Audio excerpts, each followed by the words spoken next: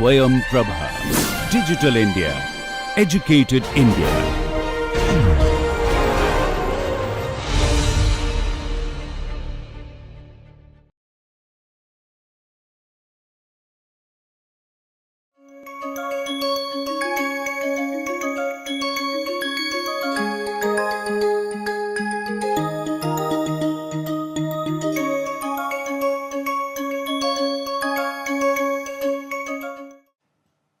Hello everyone.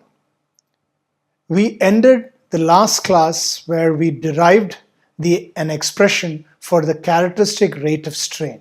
As you see on the screen, L squared mean is this expression here, AF times C epsilon to the 2/3 and delta to the negative 4/3, where AF is given by this expression.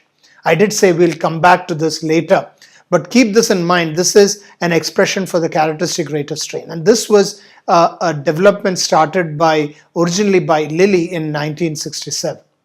Okay, so we'll come back to this after we actually filter the equations, and that's what we're going to do today. So just like we did the Reynolds decomposition and derived the Reynolds equations for RANS-based approaches, here we are going to derive the filtered conservation equations by doing a filtering operation on the Navier-Stokes. So we will consider spatially uniform filters so that the filtering and differentiation commute. So the filter itself is not a function of space. We are originally starting with the continuity equation and we filter that equation, isn't it? So keep in mind that U is equal to UI bar. UI is equal to UI bar plus UI prime, which is the residual field, isn't it? So you consider the continuity equation and then you filter it. Obviously, the filtering and the differentiation commute. Then what you get is del xi of ui bar is equal to 0. What does that tell you? That means the instantaneous velocity is obviously satisfying continuity and the filtered velocity is also satisfying continuity. Now, if you take a derivative of the residual field, so del xi of ui prime, that would be equal to del xi by definition would be ui minus ui bar, right? Ui minus ui bar. And this is going to be equal to 0, isn't it? This is going to be equal to 0. Why? Because your velocity field originally satisfies continuity and your filtered velocity field also satisfies continuity. So that way, this and this, both of them equate to 0, and that is why you get 0. So this means what? This implies that the residual field also satisfies continuity, isn't it? Ui prime satisfies continuity. So essentially, the conclusion is that the instantaneous field obviously satisfies continuity. We knew that already. The filtered field, velocity field, and the residual field also satisfy continuity. That is what we get from the continuity equation. Now let's move on to the conservation of momentum. So we start with the filtered momentum equation, and what we do is we take the momentum equation and then filter each and every term. So the time derivative and the filtering operation commute. So then you have del t of uj bar plus del xi of ui uj bar, and again you are commuting the filtering operation and the differentiation operation. So essentially you are just taking ui uj bar, and then you have the viscous term, which is nu del squared del xi squared uj bar minus 1 over rho del xj of del p bar. Okay, so everything is pretty clear. The p bar is the filtered pressure field as well. Now keep in mind, this is going to be a different equation from your from the Navier-Stokes equations, mainly because this term is not the same as ui bar times uj bar, isn't it? Ui uj bar is not the same as ui bar and uj bar. All right, as much as the filtering and the differentiation commute, this is not the same.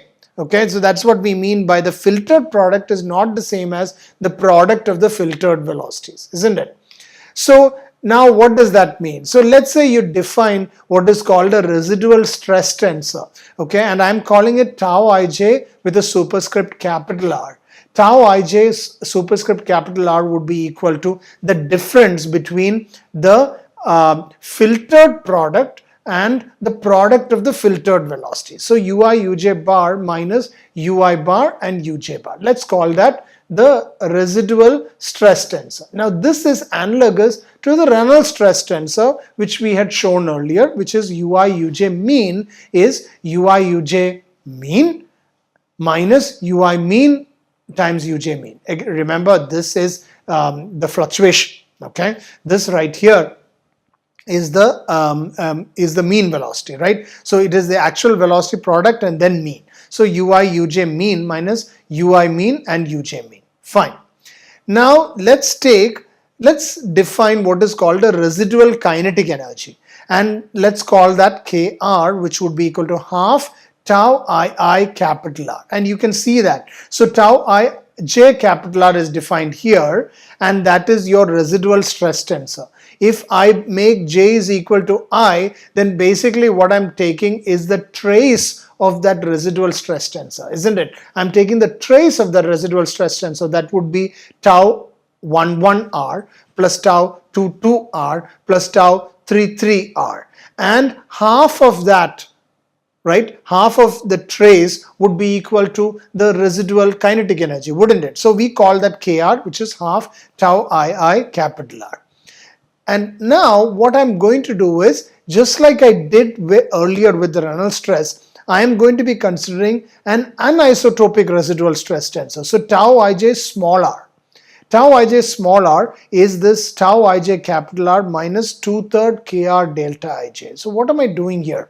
I am taking the anisotropic part of the residual stress tensor. What I'm doing is I'm separating out the isotropic part, which is the trace, and the anisotropic part, which is the non-diagonal components. And so how am I doing that? The tau ij small r is the anisotropic part. That would be equal to tau ij capital R minus 2/3 Kr delta ij. Minus 2/3 delta Kr, 2/3 Kr delta ij. So that would be, again, just to make you understand this a little bit better, that there is a reason why I'm using the 2/3, isn't it? Kr is the kinetic energy. I'm multiplying that by 2 so that I get back velocities, and I'm dividing it by 3 so that I get the average. So then I have 2/3 Kr delta ij. That's what is the anisotropic residual stress tensor. And then what I do is the isotropic part, okay, I lump it into the pressure, because pressure is isotropic. It has no dependence on direction. So the isotropic part, I lump it into pressure. So I'm defining this P bar again as P bar plus 2/3 rho Kr. Instead of using a new notation, I'm just using the same notation and lumping the isotropic part of the residual stress tensor into the isotropic pressure, right? And I have this newly defined pressure P bar, calling it again P bar. Okay, so with that done, then I have now my filtered conservation of momentum equation as d bar t of uj bar is equal to nu del squared uj bar del xi minus del xi of tau ij small r and minus 1 over rho del xj of P bar. This includes the isotropic part of the residual stress tensor. This is the anisotropic part of the residual stress tensor. This is obviously the viscous term, and this is the substantial derivative of the filtered velocity, which is defined as del t of u bar dot del. We did the same thing for, we called it a mean substantial derivative at that time when we were deriving the Reynolds equations. These are the filtered equations. So now you have a filtered substantial derivative based on the filtered velocities, which is del t plus u bar dot del. Okay, so that is what we have, and as you can see, what we have on the left hand side is closed. On the right hand side, the first term is the viscous term. We know that because we know the filtered velocity. The rightmost term, which is the filtered pressure, we know that we'll get that from the Poisson's equation. The only unknown term is this one here, the residual, the anisotropic part of the residual stress tensor. Really, that is what we have to close. That is the term that we have to close here. Okay, it is at that point that the subgrid scale tensor comes in. a residual subgrid scale model comes in at that point. This is what is inside the grid. Follow me. This is what is inside the grid. These are the small scale motions that are not resolved. These represent the small scale motions or the residual motions that are not resolved, and we will need a model for that. We are modeling those. Isn't it? That's the premise of an LES. So, like the Reynolds equations for U mean, the filtered equations for U bar are unclosed, and closure is achieved by modeling the residual stress tensor or the subgrid scale stress tensor tau ij small r. Okay. Now, the filtered equations obviously are very different from the Reynolds equations. One, the main aspect, the most important point is the fact that the fields involved, U bar, P bar and tau ij small r, these are all quote unquote random, right? Seemingly random. They are 3D and unsteady. Even if the flow is statistically stationary or homogeneous, we are modeling the transient equations here, unlike the Reynolds equations which model steady state. So that's one thing. Secondly, the stress tensor to be modeled depends on the specification and type of a width of the filter, isn't it? So we haven't introduced that yet, but you will realize it later that tau ij small r depends on actually what type of model we use, what type of filter we use, and the width of the filter. So with tau ij given by a residual stress model or a subgrid scale model, the governing equations can be solved then at that point to determine what U bar is and P bar is. Of course, P bar comes from the Poisson's equation. The filtered velocity depends on the type of filter, the filter width, delta, and the type of filter, isn't it? So that you will see that the velocity actually depends on these quantities. But then, in spite of that, these quantities do not directly appear in the equations. That is because it comes in the specification of tau ij small r, which we'll see that later on how we apply the subgrid scale model. So I hope this is clear. So now that we have looked at the continuity and the momentum equations in the filtered context, let's look at conservation of energy. All right. So, and there's a reason why we are doing that, because the whole idea of coming up with an approach like LES was to resolve all the large scales where most of the energy is concentrated, right? So it is imperative to talk about the conservation of energy. And an important issue here is the transfer of kinetic energy between the filtered velocity and the residual fields, isn't it? Because here, unlike what we had in Rand's approach, we are resolving only the large scales and modeling the small scales. We know that according to an energy cascade process, the energy gets transferred from the large scales to the small scales. So how are we handling that transfer of energy? So that's an important issue that needs to be addressed. So for that, let's consider the filtered kinetic energy first. And what we do is, if your kinetic energy field is given by this equation, E of xt is equal to half u dot u, then your filtered kinetic energy is half u dot u bar, isn't it? That's your filtered kinetic energy. Now let's say I split that into two, meaning let's say I split the filtered kinetic energy into two, and EF plus KR. EF is this kinetic energy of the filtered velocity field, so that is u bar dot u bar, and Kr is this residual kinetic energy which we had defined earlier, which is half u dot u bar minus half u bar dot u bar. Okay, so that's the same as half times the trace of the residual stress tensor, isn't it? This is the trace of the residual stress tensor.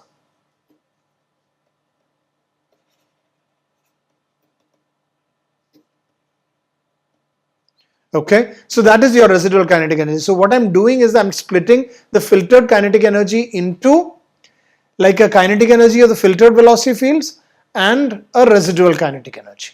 Okay, so EF plus KR. Now, I can obtain a conservation equation for EF by just multiplying the filtered momentum equation. Where is the filtered momentum equation? This one here. All right, this is the filtered momentum equation. Filtered momentum equation, isn't it? I can multiply this by ui, okay, and what I get is, remember, I multiplying it meaning dot producting it with ui, and then what I actually uj, because here what I need is uj dot uj is what I need, isn't it? So I need del t d dt of uj dot uj, and that is what I'm doing. So I'm dot producting it with uj, and then what I get is d dt of ef on the left hand side, and then what I'll have is,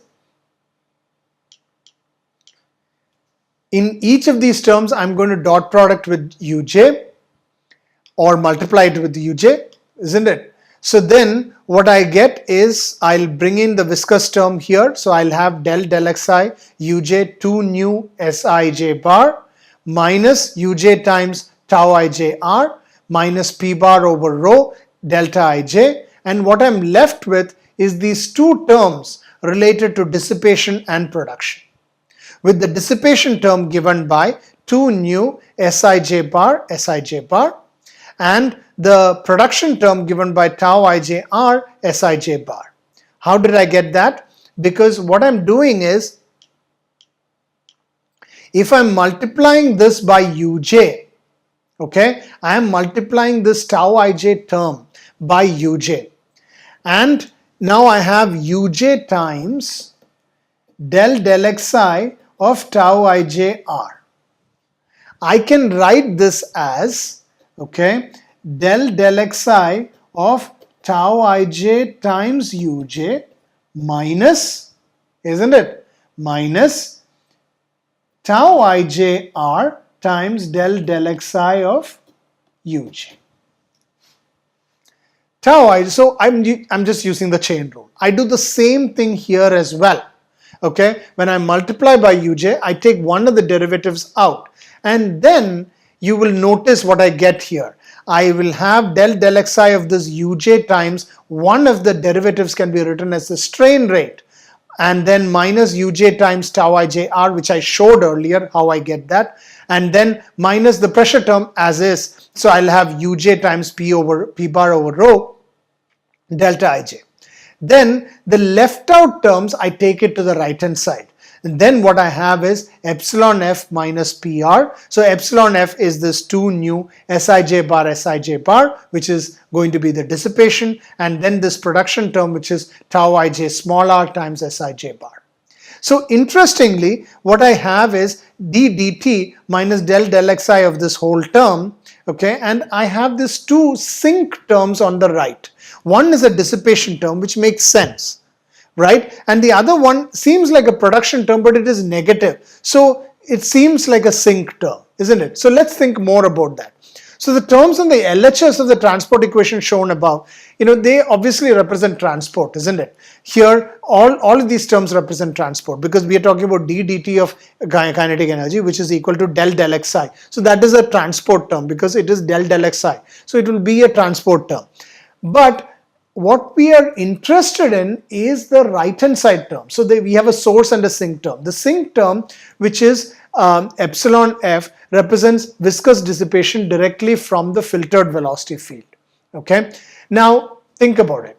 We are choosing a filter width in the inertial subrange, which is much larger than the Kolmogorov scale. So how much will the dissipation be? We are talking about dissipation in the filtered velocity field. This filtered velocity field is associated with large scales. We have already learned earlier that the dissipation is kind of negligible in the large scales. It starts to be more active when viscosity starts to be more active at the small scales, closer to the Kolmogorov scale. So that means with a filter width being much larger than the Kolmogorov scale, this sink term is going to be negligible, relatively small. It could be neglected, for instance, but anyway, it is going to be small. The final term in the production equation, I'm sorry, not the production equation, the final term in the transport equation shown above, which is PR, is the rate of production of the residual kinetic energy. Okay, it's the rate of production of the residual kinetic energy. How do I know that? Because look at this term.